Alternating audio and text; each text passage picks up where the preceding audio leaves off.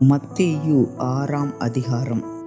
மனுஷர் காண வேண்டுமென்று அவர்களுக்கு முன்பாக உங்கள் தர்மத்தை செய்யாதபடிக்கு எச்சரிக்கையாயிருங்கள். செய்தால் பரலோகத்தில் இருக்கிற உங்கள் பிதாவினிடத்தில் உங்களுக்கு பலன் இல்லை. ஆகையால் நீ தர்மம் செய்யும்போது மனுஷரால் புகழப்படுவதற்கு மாயக்காரர் ஆலயங்களிலும் வீதிகளிலும் செய்வது போல உனக்கு முன்பாக தாரை ஊதுவியாதே. அவர்கள் தங்கள் பலனை அடைந்து தீர்ந்ததென்று மெய்யாகவே உங்களுக்கு சொல்லுகிறேன். நீயோ தர்மம் செய்யும்போது உன் தர்மம் அந்தரங்கமாயிருப்பதற்கு உன் வலதுகை செய்கிறதை உன் இடதுகை அறியாதிருக்க கடவது. அப்பொழுது அந்தரங்கத்தில் பார்க்கிற உன் பிதா தாமே உனக்கு வெளியரங்கமாய் பலனளிப்பார். அன்றியும் நீ ஜெபம் பண்ணும்போது மாயக்காரரை போல் இருக்க வேண்டாம். மனுஷர் காணும்படியாக அவர்கள் ஜெப ஆலயங்களிலும் வீதிகளின் சந்திகளிலும் நின்று ஜெபம் பண்ண விரும்புகிறார்கள். அவர்கள் தங்கள் பலனை அடைந்து தீர்ந்ததென்று மெய்யாகவே உங்களுக்கு சொல்லுகிறேன். நீயோ ஜெபம் பண்ணும்போது உன் அறை வீட்டுக்குள் பிரவேசித்து உன் கதவை பூட்டி அந்தரங்கத்தில் இருக்கிற உன் பிதாவை நோக்கி ஜெபம் பண்ணு. அப்பொழுது அந்தரங்கத்தில் பார்க்கிற உன் பிதா வெளியரங்கமாய் உனக்கு பலனளிப்பார். அன்றியும் நீங்கள் ஜெபம் பண்ணும்போது அஞ்ஞானிகளைப் போல வீண் வார்த்தைகளை அலப்பாதையுங்கள். அவர்கள் அதிக வசனிப்பினால் தங்கள் ஜெபம் கேட்கப்படும் என்று நினைக்கிறார்கள். அவர்களைப் போல நீங்கள் செய்யாதிருங்கள். உங்கள் பிதாவை நோக்கி நீங்கள் வேண்டிக் கொள்ளுகிறதற்கு முன்னமே உங்களுக்கு இன்னது தேவை என்று அவர் அறிந்திருக்கிறார். நீங்கள் ஜெபம் பண்ண வேண்டிய விதமாவது: பரமண்டலங்களில் இருக்கிற எங்கள் பிதாவே, உம்முடைய நாமம் பரிசுத்தப்படுவதாக, உம்முடைய ராஜ்யம் வருவதாக, உம்முடைய சித்தம் பரமண்டலத்திலே செய்யப்படுகிறது போல பூமியிலேயும் செய்யப்படுவதாக. எங்களுக்கு வேண்டிய ஆகாரத்தை இன்று எங்களுக்கு தாரும். எங்கள் கடனாளிகளுக்கு நாங்கள் மன்னிக்கிறது போல எங்கள் கடன்களை எங்களுக்கு மன்னியும். எங்களை சோதனைக்கு உட்பட பண்ணாமல் தீமையினின்று எங்களை இரட்சித்துக் கொள்ளும். ராஜ்யமும் வல்லமையும் மகிமையும் என்றென்றைக்கும் உம்முடையவைகளே, ஆமேன் என்பதே. மனுஷருடைய தப்பிதங்களை நீங்கள் அவர்களுக்கு மன்னித்தால் உங்கள் பரமபிதா உங்களுக்கும் மன்னிப்பார். மனுஷருடைய தப்பிதங்களை நீங்கள் அவர்களுக்கு மன்னியாதிருந்தால் உங்கள் பிதா உங்கள் தப்பிதங்களையும் மன்னியாதிருப்பார்.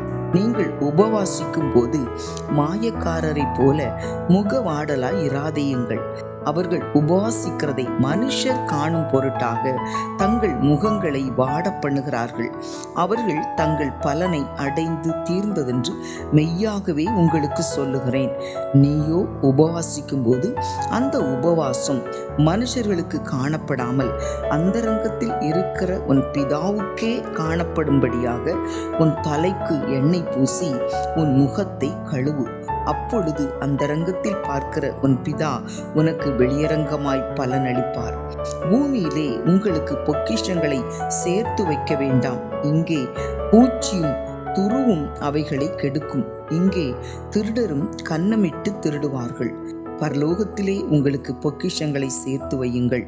அங்கே பூச்சியாவது துருவாவது கெடுக்கிறதும் இல்லை. அங்கே திருடர் கன்னமிட்டு திருடுகிறதும் இல்லை. உங்கள் பொக்கிஷம் எங்கே இருக்கிறதோ அங்கே உங்கள் இருதயமும் இருக்கும். கண்ணானது சரீரத்தின் விளக்காயிருக்கிறது. உன் கண் தெளிவாயிருந்தால் உன் சரீரம் முழுவதும் வெளிச்சமாயிருக்கும். உன் கண் கெட்டதாயிருந்தால் உன் சரீரம் முழுவதும் இருளாயிருக்கும்.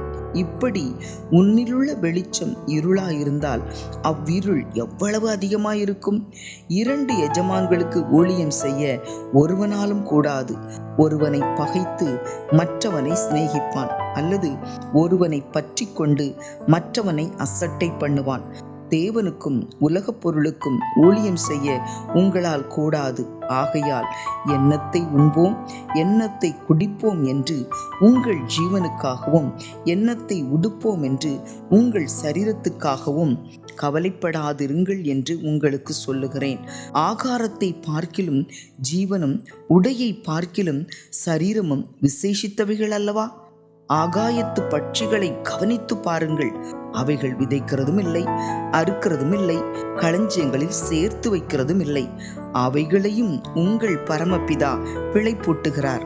அவைகளை பார்க்கிலும் நீங்கள் விசேஷித்தவர்கள் அல்லவா? கவலைப்படுகிறதுனாலே உங்களில் எவன் தன் சரீர அளவோடு ஒரு முழத்தை கூட்டுவான்? உடைக்காகவும் நீங்கள் கவலைப்படுகிறது என்ன?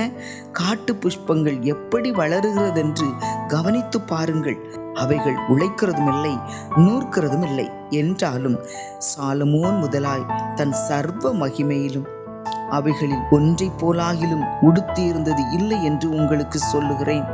அற்ப விசுவாசிகளை, இன்றைக்கு இருந்து நாளைக்கு அடுப்பிலே போடப்படும் காட்டு புல்லுக்கு தேவன் இவ்விதமாக உடுத்துவித்தால் உங்களுக்கு உடுத்துவிப்பது அதிக நிச்சயமல்லவா?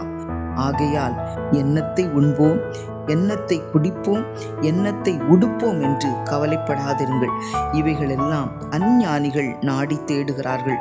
இவைகளெல்லாம் உங்களுக்கு வேண்டியவைகள் என்று உங்கள் பரமபிதா அறிந்திருக்கிறார். முதலாவது தேவனுடைய ராஜ்யத்தையும் அவருடைய நீதியையும் தேடுங்கள், அப்பொழுது இவைகளெல்லாம் உங்களுக்கு கூட கொடுக்கப்படும். ஆகையால் நாளைக்காக கவலைப்படாதிருங்கள். நாளைய தினம் தன்னுடையவைகளுக்காக கவலைப்படும். அந்தந்த நாளுக்கு அதினதின் பாடு போதும். மத்தேயு 7ஆம் அதிகாரம். நீங்கள் குற்றவாளிகள் என்று தீர்க்கப்படாதபடிக்கு மற்றவர்களை குற்றவாளிகள் என்று தீர்க்காதிருங்கள். ஏனெனில் நீங்கள் மற்றவர்களை தீர்க்கிற தீர்ப்பின்படியே நீங்களும் தீர்க்கப்படுவீர்கள். நீங்கள் மற்றவர்களுக்கு அளக்கிற அளவின்படியே உங்களுக்கும் அளக்கப்படும். நீ உன் கண்ணில் இருக்கிற உத்திரத்தை உணராமல் உன் சகோதரன் கண்ணில் இருக்கிற துரும்பை பார்க்கிறதென்ன? இதோ உன் கண்ணில் உத்திரம் இருக்கையில் உன் சகோதரனை நோக்கி, நான் உன் கண்ணில் இருக்கும் துரும்பை எடுத்து போடட்டும் என்று நீ சொல்வதெப்படி? மாயக்காரனே, முன்பு உன் கண்ணில் இருக்கிற உத்திரத்தை எடுத்து போடு, பின்பு உன் சகோதரன் கண்ணில் இருக்கிற துரும்பை எடுத்து போட வகை பார்ப்பாய். பரிசுத்தமானதை நாய்களுக்கு கொடாதேயுங்கள், உங்கள் முத்துக்களை பன்றிகள் முன் போடாதேயுங்கள். போட்டால் தங்கள் கால்களால் அவைகளை மிதித்து திரும்பிக் கொண்டு உங்களை பீறி போடும். கேளுங்கள், அப்பொழுது உங்களுக்கு கொடுக்கப்படும். தேடுங்கள், அப்பொழுது கண்டடைவீர்கள். தட்டுங்கள், அப்பொழுது உங்களுக்கு திறக்கப்படும். ஏனென்றால் கேட்கிறவன் எவனும் பெற்றுக்கொள்கிறான், தேடுகிறவன் கண்டடைகிறான், தட்டுகிறவனுக்கு திறக்கப்படும். உங்களில் எந்த மனுஷனானாலும் தன்னிடத்தில் அப்பத்தை கேட்கிற தன் மகனுக்கு கல்லை கொடுப்பானா? மீனை கேட்டால் அவனுக்கு பாம்பை கொடுப்பானா? ஆகையால் பொல்லாதவர்களாகிய நீங்கள் உங்கள் பிள்ளைகளுக்கு நல்ல ஈவுகளை கொடுக்க அறிந்திருக்கும் போது பரலோகத்தில் இருக்கிற உங்கள் பிதா தம்மிடத்தில் வேண்டிக் கொள்ளுகிறவர்களுக்கு நன்மையானவைகளை கொடுப்பது அதிக நிச்சயமல்லவா? ஆதலால் மனுஷர் உங்களுக்கு எவைகளை செய்ய விரும்புகிறீர்களோ அவைகளை நீங்களும் அவர்களுக்கு செய்யுங்கள். இதுவே நியாயப்பிரமாணமும் தீர்க்க தரிசனங்களுமாம். இடுக்கமான வாசல் வழியாய் உட்பிரவேசியுங்கள். கேட்டுக்கு போகிற வாசல் விரிவும் வழி விசாலவுமாய் இருக்கிறது, அதின் வழியாய் பிரவேசிக்கிறவர்கள் அநேகர். ஜீவனுக்கு போகிற வாசல் இடுக்கமும் வழி நெருக்கமுமாய் இருக்கிறது, அதை கண்டுபிடிக்கிறவர்கள் சிலர். கள்ள தீர்க்கதரிசிகளுக்கு எச்சரிக்கையாய் இருங்கள். அவர்கள் ஆட்டுத்தோலை போர்த்து கொண்டு உங்களிடத்தில் வருவார்கள், உள்ளத்திலோ அவர்கள் பட்சிக்கிற ஓநாய்கள். அவர்களுடைய கனிகளினாலே அவர்களை அறிவீர்கள். முட்செடிகளில் திராட்சை பழங்களையும் முட்பூண்டுகளில் அத்திப்பழங்களையும் பறிக்கிறார்களா? அப்படியே நல்ல மரமெல்லாம் நல்ல கனிகளை கொடுக்கும், கெட்ட மரமோ கெட்ட கனிகளை கொடுக்கும். நல்ல மரம் கெட்ட கனிகளை கொடுக்க மாட்டாது, கெட்ட மரம் நல்ல கனிகளை கொடுக்க மாட்டாது. நல்ல கனி கொடாத மரமெல்லாம் வெட்டுண்டு அக்கினியிலே போடப்படும். ஆதலால் அவர்களுடைய கனிகளினாலே அவர்களை அறிவீர்கள். பரலோகத்தில் இருக்கிற என் பிதாவின் சித்தத்தின்படி செய்கிறவனே பரலோக ராஜ்யத்தில் பிரவேசிப்பானே அல்லாமல் என்னை நோக்கி கர்த்தாவே கர்த்தாவே என்று சொல்லுகிறவன் அதில் பிரவேசிப்பதில்லை. அந்நாளில் அநேகர் என்னை நோக்கி, கர்த்தாவே கர்த்தாவே, உமது நாமத்தினாலே தீர்க்க தரிசனம் உரைத்தோம் அல்லவா? உமது நாமத்தினாலே பிசாசுகளை துரத்தினோம் அல்லவா? உமது நாமத்தினாலே அநேக அற்புதங்களை செய்தோம் அல்லவா என்பார்கள். அப்பொழுது நான் ஒரு காலம் உங்களை அறியவில்லை, அக்கிரம செய்கைக்காரரே, என்னை விட்டு அகன்று போங்கள் என்று அவர்களுக்கு சொல்லுவேன். ஆகையால் நான் சொல்லிய இந்த வார்த்தைகளை கேட்டு இவைகளின்படி செய்கிறவன் எவனோ அவனை கண்மலையின் மேல் தன் வீட்டை கட்டின புத்தியுள்ள மனுஷனுக்கு ஒப்பிடுவேன். பெரும் மழை சொரிந்து பெரு வெள்ளம் வந்து காற்று அடித்து அந்த வீட்டின் மேல் மோதியும் அது விழவில்லை, ஏனென்றால் அது கன்மலையின் மேல் அஸ்திபாரம் போடப்பட்டிருந்தது. நான் சொல்லிய இந்த வார்த்தைகளை கேட்டு இவைகளின்படி செய்யாதிருக்கிறவன் எவனோ அவன் தன் வீட்டை மணலின் மேல் கட்டின புத்தியில்லாத மனுஷனுக்கு ஒப்பிடப்படுவான். பெருமழை சொரிந்து பெருவெள்ளம் வந்து காற்று அடித்து அந்த வீட்டின் மேல் மோதின போது அது விழுந்து முழுவதும் அழிந்தது என்றார். இயேசு இந்த வார்த்தைகளை சொல்லி முடித்தபோது அவர் வேதபாரகரைப் போல் போதியாமல் அதிகாரமுடையவராய் அவர்களுக்கு போதித்தபடியால் ஜனங்கள் அவருடைய போதகத்தை குறித்து ஆச்சரியப்பட்டார்கள். மத்தேயு 8ஆம் அதிகாரம். அவர் மலையிலிருந்து இறங்கின போது திரளான ஜனங்கள் அவருக்கு பின் சென்றார்கள். அப்பொழுது குஷ்டரோகி ஒருவன் வந்து அவரை பணிந்து, ஆண்டவரே, உமக்கு சித்தமானால் என்னை சுத்தமாக்க உம்மால் ஆகும் என்றான். இயேசு தமது கையை நீட்டி அவனை தொட்டு, எனக்கு சித்தம் உண்டு, சுத்தமாகு என்றார். உடனே குஷ்டரோகம் நீங்கி அவன் சுத்தமானான். இயேசு அவனை நோக்கி, இதை நீ ஒருவருக்கும் சொல்லாதபடி எச்சரிக்கையாயிரு. ஆயினும் அவர்களுக்கு சாட்சியாக நீ போய் ஆசாரியனுக்கு உன்னை காண்பித்து மோசே கட்டளையிட்ட காணிக்கையை செலுத்து என்றார். இயேசு கப்பர்நகூமில் பிரவேசித்த போது 100க்கு அதிபதி ஒருவன் அவரிடத்தில் வந்து, ஆண்டவரே, என் வேலைக்காரன் வீட்டிலே திமிர்வாதமாய் கிடந்து கொடிய வேதனைப்படுகிறான் என்று அவரை வேண்டிக் கொண்டான். அதற்கு இயேசு, நான் வந்து அவனை சொஸ்தமாக்குவேன் என்றார். 100க்கு அதிபதி பிரதியுத்தரமாக, ஆண்டவரே, நீர் என் வீட்டுக்குள் பிரவேசிக்க நான் பாத்திரன் அல்ல. ஒரு வார்த்தை மாத்திரம் சொல்லும், அப்பொழுது என் வேலைக்காரன் சொஸ்தமாவான். நான் அதிகாரத்துக்கு கீழ்ப்பட்டவனாயிருந்தும் எனக்கு கீழ்ப்பட்டிருக்கிற சேவகரும் உண்டு. நான் ஒருவனை போவென்றால் போகிறான், மற்றொருவனை வாவென்றால் வருகிறான், என் வேலைக்காரனை இதை செய் என்றால் செய்கிறான் என்றான். இயேசு இதை கேட்டு ஆச்சரியப்பட்டு தமக்கு பின் செல்கிறவர்களை நோக்கி, இஸ்ரவேலருக்குள்ளும் நான் இப்படிப்பட்ட விசுவாசத்தை காணவில்லை என்று மெய்யாகவே உங்களுக்கு சொல்லுகிறேன். அநேகர் கிழக்கிலும் மேற்கிலும் இருந்து வந்து பரலோக ராஜ்யத்தில் ஆபிரகாம், ஈசாக்கு, யாக்கோபு என்பவர்களோடு பந்தியிருப்பார்கள். ராஜ்யத்தின் புத்திரரோ புறம்பான இருளிலே தள்ளப்படுவார்கள். அங்கே அழுகையும் பற்கடிப்பும் உண்டாயிருக்கும் என்று உங்களுக்கு சொல்லுகிறேன் என்றார். பின்பு இயேசு 100க்கு அதிபதியை நோக்கி, நீ போகலாம், நீ விசுவாசித்தபடியே உனக்காக கடவுது என்றார். அந்த நாளிகையிலே அவன் வேலைக்காரன் சொஸ்தமானான். இயேசு பேதுருவின் வீட்டிலே வந்து அவன் மாமி ஜுரமாய் கிடக்கிறதை கண்டார். அவர் அவள் கையை தொட்டவுடனே ஜுரம் அவளை விட்டு நீங்கிற்று. அவள் எழுந்திருந்து அவர்களுக்கு பணிவிடை செய்தாள். அஸ்தமனமான போது பிசாசு பிடித்திருந்த அநேகரை அவரிடத்தில் கொண்டு வந்தார்கள். அவர் அந்த ஆவிகளை தமது வார்த்தையினாலே துரத்தி பிணியாளிகள் எல்லாரையும் சொஸ்தமாக்கினார். அவர் தாமே நம்முடைய பலவீனங்களை ஏற்றுக்கொண்டு நம்முடைய நோய்களை சுமந்தார் என்று ஏசாயா தீர்க்கதரிசினால் உரைக்கப்பட்டது நிறைவேறும்படி இப்படி நடந்தது. பின்பு திரளான ஜனங்கள் தம்மை சூழ்ந்திருக்கிறதை இயேசு கண்டு அக்கரைக்கு போக கட்டளையிட்டார். அப்பொழுது வேதபாரகன் ஒருவன் வந்து, போதகரே, நீர் எங்கே போனாலும் உம்மை பின்பற்றி வருவேன் என்றான். அதற்கு இயேசு, நரிகளுக்கு குழிகளும் ஆகாயத்து பறவைகளுக்கு கூடுகளும் உண்டு, மனுஷகுமாரனுக்கோ தலை சாய்க்க இடமில்லை என்றார். அவருடைய சீஷர்களில் வேறொருவன் அவரை நோக்கி, ஆண்டவரே, முன்பு நான் போய் என் தகப்பனை அடக்கம் பண்ண எனக்கு உத்தரவு கொடுக்க வேண்டும் என்றார். அதற்கு இயேசு, மரித்தோர் தங்கள் மரித்தோரை அடக்கம் பண்ணட்டும், நீ என்னை பின்பற்றி வா என்றார். அவர் படவில் ஏறின போது அவருடைய சீஷர்கள் அவருக்கு பின் சென்று ஏறினார்கள். அப்பொழுது படவு அலைகளினால் மூடப்படத்தக்கதாய் கடலில் பெருங்காற்று உண்டாயிற்று. அவரோ நித்திரையாயிருந்தார். அப்பொழுது அவருடைய சீஷர்கள் வந்து அவரை எழுப்பி, ஆண்டவரே, எங்களை இரட்சியும், மடிந்து போகிறோம் என்றார்கள். அதற்கு அவர், அற்ப விசுவாசிகளை, ஏன் பயப்படுகிறீர்கள் என்று சொல்லி எழுந்து காற்றையும் கடலையும் அதட்டினார். உடனே மிகுந்த அமைதல் உண்டாயிற்று. அந்த மனுஷர்கள் ஆச்சரியப்பட்டு, இவர் எப்படிப்பட்டவரோ, காற்றும் கடலும் இவருக்கு கீழ்ப்படுகிறதே என்றார்கள். அவர் அக்கறையிலே கெர்கனேசர் நாட்டில் வந்தபோது பிசாசு பிடித்திருந்த 2 பேர் பிரேத கல்லறைகளிலிருந்து புறப்பட்டு அவருக்கு எதிராக வந்தார்கள்.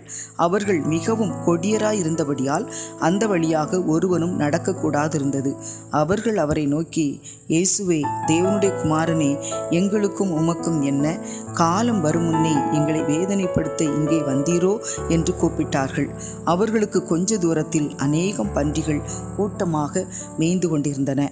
அப்பொழுது பிசாசுகள், நீர் எங்களை துரத்துவீரானால் நாங்கள் அந்த பன்றி கூட்டத்தில் போகும்படி உத்தரவு கொடும் என்று அவரை வேண்டிக் கொண்டன. அதற்கு அவர், போங்கள் என்றார். அவைகள் புறப்பட்டு பன்றி கூட்டத்தில் போயின.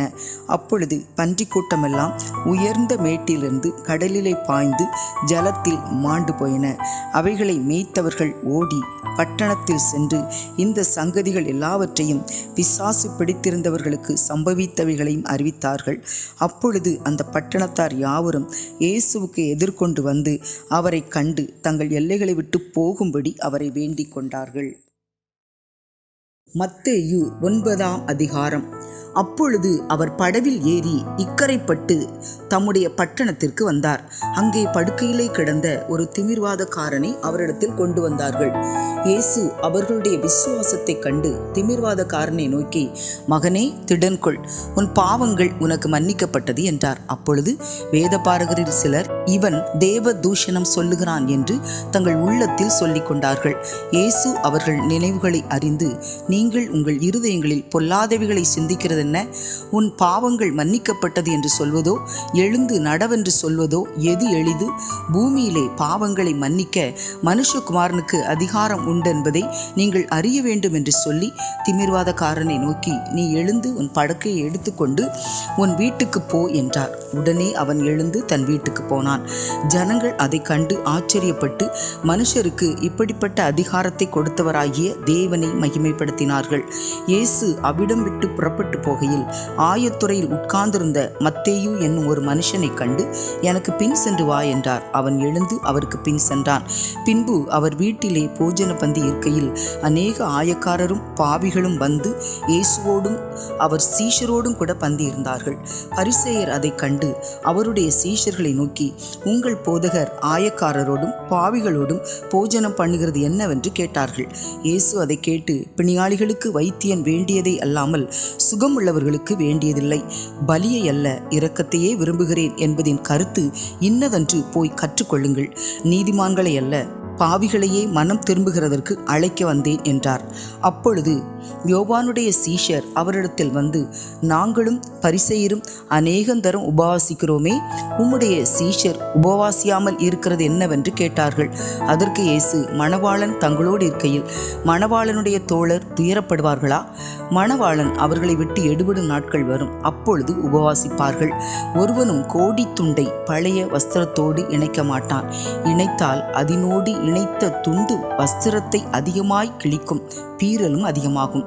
புது திராட்சரசத்தை பழந்துருத்திகளில் வார்த்து வைக்கிறதும் இல்லை. வார்த்து வைத்தால் துருத்திகள் கிழிந்து போம், ரசமும் சிந்திப்போம், துருத்திகளும் கெட்டுப்போம்.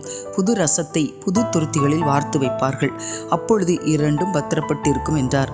அவர் இவைகளை அவர்களுக்கு சொல்லிக் கொண்டிருக்கையில் தலைவன் ஒருவன் வந்து அவரை பணிந்து, என் மகன் இப்பொழுதுதான் மரித்து போனான். ஆகிலும் நீர் வந்து அவள் மேல் உமது கையை வையும், அப்பொழுது பிழைப்பாள் என்றார். இயேசு எழுந்து தம்முடைய சீஷரோடும் கூட அவன் பின்னே போனார். அப்பொழுது 12 வருஷமாய் பெரும்பாடுள்ள ஒரு ஸ்திரீ, நான் அவருடைய வஸ்திரத்தை ஆகிலும் தொட்டால் சுஸ்தமாவேன் என்று தன் உள்ளத்தில் எண்ணிக்கொண்டு அவர் பின்னாலே வந்து அவருடைய வஸ்திரத்தின் ஓரத்தை தொட்டாள். இயேசு திரும்பி அவளை பார்த்து, மகளே, திடன்கொள், உன் விசுவாசம் உன்னை ரட்சித்தது என்றார். அந்நேரம் முதல் அந்த ஸ்திரீ சொஸ்தமானாள். இயேசுவானவர் தலைவனுடைய வீட்டிலே வந்து தாரை ஊதுகிறவர்களையும் இறைகிற ஜனங்களையும் கண்டு, விலகுங்கள், இந்த சிறு பெண் மரிக்கவில்லை, நித்திரையாயிருக்கிறாள் என்றார். அதற்காக அவரை பார்த்து நகைத்தார்கள். ஜனங்கள் வெளியே துரத்தப்பட்ட பின்பு அவர் உள்ளே பிரவேசித்து அந்த சிறு பெண்ணின் கையை பிடித்தார். உடனே அவள் எழுந்திருந்தாள். இந்த சங்கதி அத்தேசமெங்கும் பிரசித்தமாயிற்று. இயேசு அவ்விடம் விட்டு போகையில் 2 குருடர் அவர் பின்னே சென்று, தாவீதின் குமாரனே, எங்களுக்கு இறங்கும் என்று கூப்பிட்டார்கள். அவர் வீட்டிற்கு வந்த பின்பு அந்த குருடர் அவரிடத்தில் வந்தார்கள். இயேசு அவர்களை நோக்கி, இதை செய்ய எனக்கு வல்லமை உண்டென்று விசுவாசிக்கிறீர்களா என்று கேட்டார். அதற்கு அவர்கள், ஆம், விசுவாசிக்கிறோம் ஆண்டவரே என்றார்கள். அப்பொழுது அவர்களுடைய கண்களை அவர் தொட்டு, உங்கள் விசுவாசத்தின்படி உங்களுக்கு ஆகக் கடவுது என்றார். உடனே அவர்களுடைய கண்கள் திறக்கப்பட்டது. இதை ஒருவரும் அறியாதபடிக்கு எச்சரிக்கையாயிருங்கள் என்று இயேசு அவர்களுக்கு கண்டிப்பாய் கட்டளையிட்டார். அவர்களோ புறப்பட்டு அத்தேசமெங்கும் அவருடைய கீர்த்தியை பிரசித்தம் பண்ணினார்கள். அவர்கள் புறப்பட்டு போகையில் பிசாசு பிடித்த ஊமையான ஒரு மனுஷனை அவரிடத்தில் கொண்டு வந்தார்கள். பிசாசு துரத்தப்பட்ட பின்பு ஊமையன் பேசினான். ஜனங்கள் ஆச்சரியப்பட்டு, இஸ்ரவேலில் இப்படி ஒரு காலம் காணப்படவில்லை என்றார்கள். பரிசேயரோ, இவன் பிசாசுகளின் தலைவனாலே பிசாசுகளை துரத்துகிறான் என்றார்கள். பின்பு இயேசு சகல பட்டணங்களையும் கிராமங்களையும் சுற்றி நடந்து ஜெப ஆலயங்களில் உபதேசித்து ராஜ்யத்தின் சுவிசேஷத்தை பிரசங்கித்து ஜனங்களுக்கு உண்டாயிருந்த சகல வியாதிகளையும் சகல நோய்களையும் நீக்கி அவர்களை சொஸ்தமாக்கினார். அவர் திரளான ஜனங்களை கண்டபொழுது அவர்கள் மேய்ப்பனில்லாத ஆடுகளைப் போல் தொய்ந்து போனவர்களும் சிதறப்பட்டவர்களுமாய் இருந்தபடியால் அவர்கள் மேல் மனதுருகி தம்முடைய சீஷர்களை நோக்கி, அறுப்பு மிகுதி, வேலையாட்களோ கொஞ்சம். ஆதலால் அறுப்புக்கு எஜமான் தமது அறுப்புக்கு வேலையாட்களை அனுப்பும்படி அவரை வேண்டிக் கொள்ளுங்கள் என்றார். மத்தேயு 10ஆம் அதிகாரம். அப்பொழுது அவர் தம்முடைய 12 சீஷர்களையும் தம்மிடத்தில் வரவழைத்து அசுத்த ஆவிகளை துரத்தவும் சகல வியாதிகளையும் சகல நோய்களையும் நீக்கவும் அவர்களுக்கு அதிகாரம் கொடுத்தார். அந்த 12 அப்போஸ்தலருடைய நாமங்களாவன: முந்தினவன் பேதுரு என்னப்பட்ட சீமோன், அவன் சகோதரன் அந்திரேயா; செபதேயுன் குமாரன் யாக்கோபு, அவன் சகோதரன் யோவான்; பிலிப்பு, பர்தலமேயு, தோமா, ஆயக்காரனாகிய மத்தேயு, அல்பேயுன் குமாரன் யாக்கோபு, ததேயு என்னும் மறுநாமமுள்ள லெபேயு, கானானியனாகிய சீமோன், அவரை காட்டி கொடுத்த யூதாஸ்காரியோத்து என்பவைகளே. இந்த 12 வரையும் இயேசு அனுப்புகையில் அவர்களுக்கு கட்டளையிட்டு சொன்னது என்னவென்றால், நீங்கள் புறஜாதியார் நாடுகளுக்கு போகாமலும் சமாரியர் பட்டணங்களில் பிரவேசியாமலும் காணாமற் போன ஆடுகளாகிய இஸ்ரவேல் வீட்டாரிடத்தில் போங்கள். போகையில் பரலோக ராஜ்யம் சமீபித்திருக்கிறது என்று பிரசங்கியுங்கள்.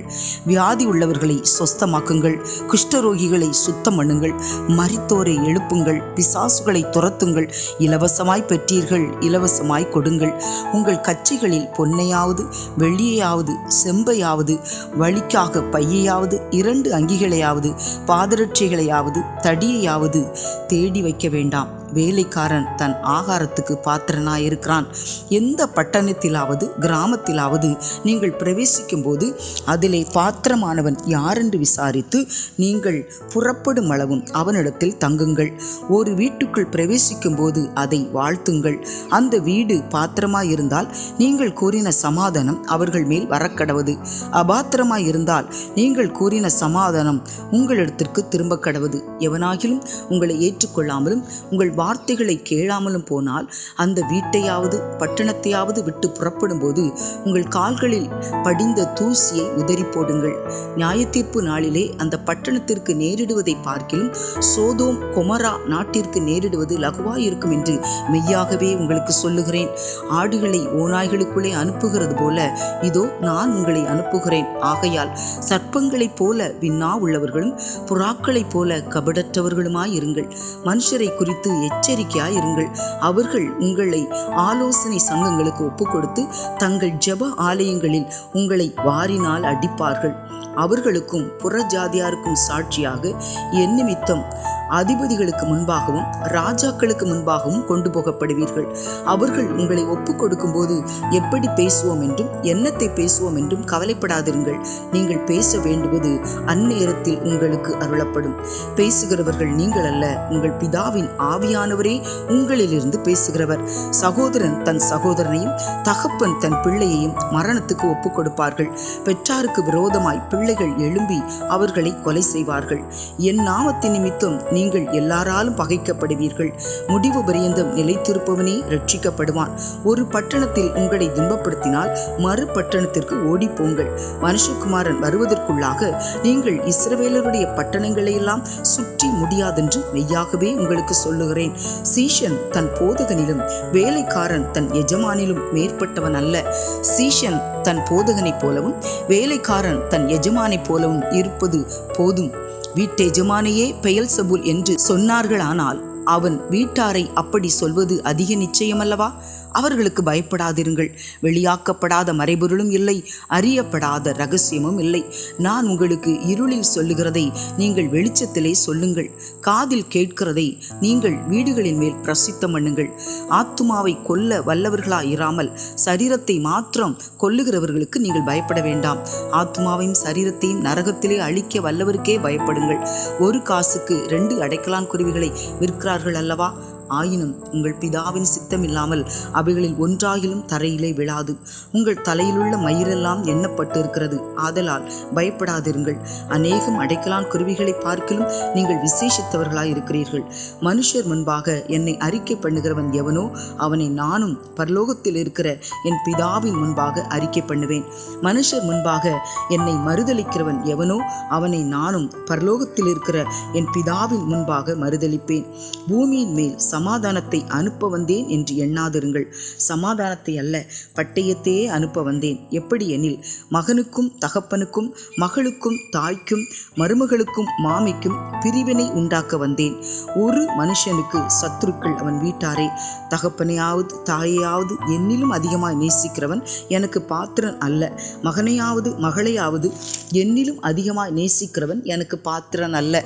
தன் சிலுவையை எடுத்துக்கொண்டு என்னை பின்பற்றாதவன் எனக்கு பாத்திரன் அல்ல. தன் ஜீவனை காக்கிறவன் அதை இழந்து போவான். என் நிமித்தம் தன் ஜீவனை இழந்து போகிறவன் அதை காப்பான். உங்களை ஏற்றுக்கொள்ளுகிறவன் என்னை ஏற்றுக்கொள்கிறான், என்னை ஏற்றுக்கொள்ளுகிறவன் என்னை அனுப்பினவரை ஏற்றுக்கொள்ளுகிறான். தீர்க்கதரிசி என்னும் நாமத்தின் நிமித்தம் தீர்க்கதரிசியை ஏற்றுக்கொள்ளுகிறவன் தீர்க்கதரிசிக்கு ஏற்ற பலனை அடைவான். நீதிமான் என்னும் நாமத்தின் நிமித்தம் நீதிமானை ஏற்றுக்கொள்ளுகிறவன் நீதிமானுக்கு ஏற்ற பலனை அடைவான். சீஷன் என்னும் நாமத்தின் நிமித்தம் இந்த சிறியரில் ஒருவனுக்கு ஒரு கலசம் தண்ணீர் மாத்திரம் குடிக்க கொடுக்கிறவனும் தன் பலனை அடையாமற் போகான் என்று மெய்யாகவே உங்களுக்கு சொல்லுகிறேன் என்றார்.